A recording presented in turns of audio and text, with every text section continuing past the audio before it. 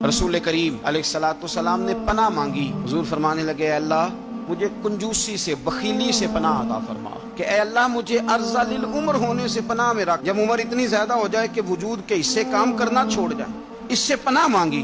اور خود میرے نبی پاک علیہ السلام نے قبر کے عذاب سے پناہ مانگی۔ یہ تعلیم امت کے لیے کہ تم بھی پناہ مانگو عذاب قبر سے۔ قبر کا عذاب برحق ہے، قبر کے لیے تیاری کر کے رکھنا، اپنی قبر کو یاد رکھنا، مر جانے کو یاد رکھنا۔ حضرت سعد بن معاذ رضی اللہ تعالیٰ عنہ کا جب جنازہ تھا تو صحابہ کرام فرماتے ہیں کہ حضور نے نماز جنازہ کی امامت فرمائی تو قبر کے تیار ہونے میں کچھ دیر تھی، تو رسول کریم صلی اللہ علیہ وسلم زمین پر بیٹھ گئے اور ایک لکڑی سے حضور زمین کریدنے لگے۔ ہم وہ انتظار تھے کہ اللہ کے رسول صلی اللہ علیہ وسلم سر مبارک اٹھائیں، ہمیں کو نصیحت کریں۔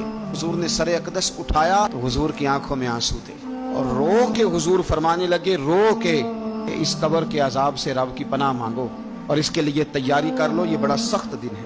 کہ آج تو لوگ مذاق بناتے ہیں، خدا سے ڈریں۔ وہ چیزیں جو احادیث مبارکہ میں آ گئیں، جس سے نبی پاک نے ہمیں ڈرایا، ہمیں سمجھایا، آپ اس تنبیہ کو، اس نصیحت کو آپ اس رنگ میں لیں گے کہ مذاق بنایا جائے گا دین کا، بجائے اس کے کہ اس سے ڈرا جائے۔ خود رسول کریم صلی اللہ علیہ وسلم نے فرماتے ہم جا رہے تھے تو 5-6 قبریں تھی، تو حضور نے فرمایا کن کی قبریں؟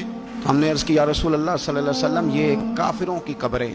تو اللہ کے رسول صلی اللہ علیہ وسلم فرمانے لگے اگر مجھے ڈر نہ ہوتا کہ تم اپنے لوگوں کو، مرنے والوں کو قبروں میں دفن کرنا چھوڑ دو گے تو میں سناتا کہ قبر کے اندر کس طرح عذاب ہوتا ہے۔ پھر حضور نے صحابہ سے فرمایا چلو بھائی دوزخ کے عذاب سے اللہ کی پناہ مانگو۔ ہم دوزخ کے عذاب سے اللہ کی پناہ مانگتے ہیں۔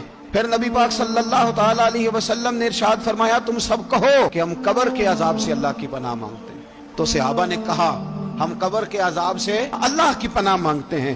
پھر میرے رسول پاک علیہ السلام نے فرمایا تم کہو کہ ہم ظاہری اور باطنی فتنوں سے اللہ کی پناہ مانگتے ہیں۔ تو صحابہ نے کہا کہ ہم ظاہری اور باطنی فتنوں سے اللہ کی پناہ مانگتے ہیں۔ پھر میرے محبوب علیہ السلام نے فرمایا تم کہو کہ ہم دجال کے فتنے سے اللہ کی پناہ مانگتے ہیں۔ تو صحابہ کرام نے کہا کہ اے اللہ ہم دجال کے فتنے سے تیری پناہ مانگتے ہیں۔ نبی پاک علیہ السلام نے یہ الفاظ کہہ کے یہ بات بتلا کے ہمیں سمجھا دیا، ہمیں قائل فرمایا محبوب نے۔